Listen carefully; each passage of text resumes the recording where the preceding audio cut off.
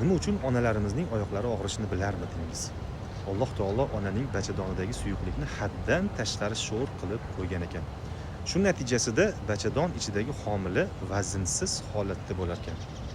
U doim suyuqlikning yuqori qismida bo'lar ekan. Bolaga ozuqa kindigidan onaga bog'langan rishta orqali osongina kelib turar ekan. Mo'jiza. Homilador ayol to'yib taom iste'mol qilmas ekan yoki ko'proq vaqt och qolsa, homilaga keladigan ozuqa onaning tishlari yoki suyaklarining erishi orqali qoplanar ekan. Shuning uchun aksariyat ayollarning yoshi o'tgani sayin tishlari to'kilishi, tizza va oyoqlarining og'rishi kuzatilar ekan. Shuning uchun ham homilador ayollarning vaqtida va to'yib ovqatlanishi o'zlarining kelajakda sog'lom bo'lishlarida juda muhim.